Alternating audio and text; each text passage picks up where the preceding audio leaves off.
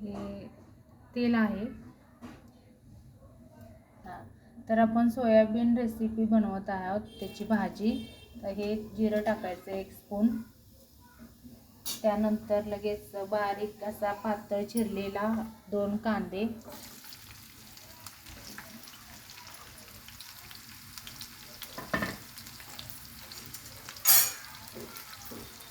तर आपण कांदा असा चांगला भाजून घ्यायचा, असा चांगला लाल होईपर्यंत छान असा खरपूस भाजायचा।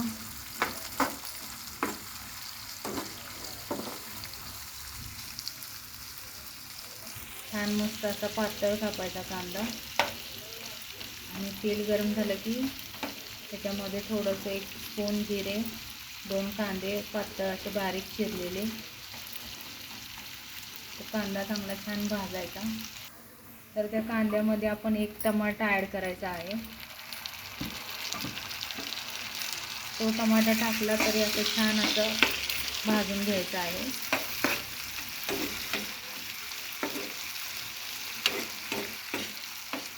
आणि सोयाबीन भाजी बनवण्यासाठी मी पॅनचा यूज केलेला आहे, पॅन यूज केलेला आहे, पॅन वापरले मी। तर या भाजीमध्ये आपण घरचा मसाला ॲड करायचा आहे। तुम्हाला जितकं तिखट लागतं तुम्ही तेवढाच वापरू शकता। मी यामध्ये 2 चम्मच टाकलेला आहे।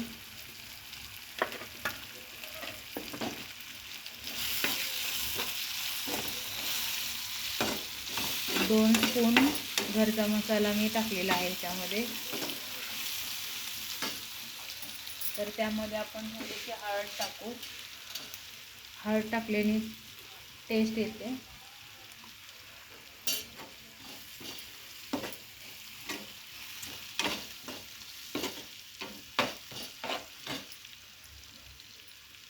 त्यामध्ये आपण थोडंसं मीठ ॲड करायचं आहे।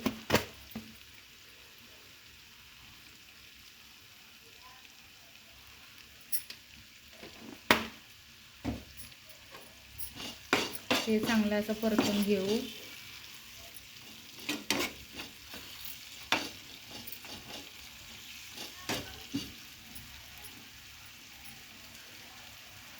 त्यामध्ये आपण जे सोयाबीन भिजत घातलेले आहेत ते टाकू। चांगले असे धुवून चांगले पिळून घ्यायचे।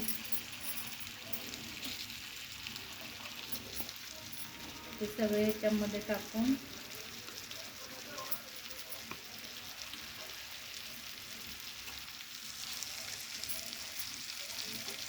छान असं ते हलवून घ्यायचं आहे। मस्त असं सगळे व्यवस्थित सगळ्यांना तो मसाला लागला पाहिजे, सगळ्या सोयाबीनमध्ये तो मिक्स झाला पाहिजे।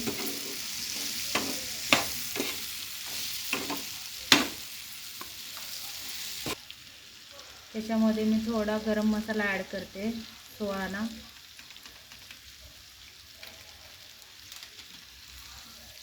आणि चांगलं आणि हलवून घ्यायचं।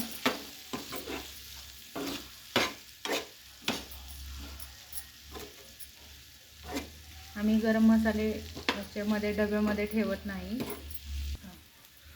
यामध्ये अर्धा ग्लास पाणी ॲड करायचं।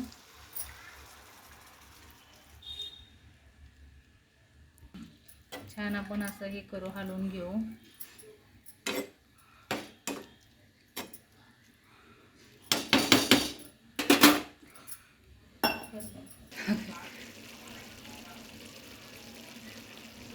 आपण सोयाबीन भाजीमध्ये वरून अशी कोथिंबीर ॲड करायची आहे।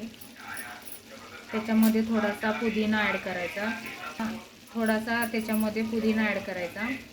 पुदिनाने आणि चव आणि छान लागते, म्हणजे आपण चिकन मटन करतो ना असा स्वाद येतो सोयाबीन।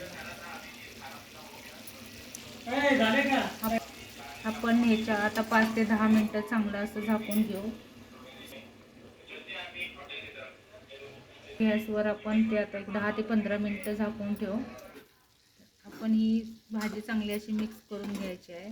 त्याच्यामध्ये थोडंसं आज पाणी आहे, तर मी थोडीशी अशी ओलीच ठेवणार, जास्त सुकी पण ती चांगली लागत नाही। तर आम्हाला घरामध्ये थोडीशी ओलीच लागते भाजी. तर भाजी अशी आपली छान तयार झालेली आहे. अशी एकदम छान सुगंध पण एकदम मस्त असं सुटलेला आहे याचा. तर खूप छान झालेली आहे. छान आवडली तर लाईक करा, कमेंट करा आणि फॉलो करा.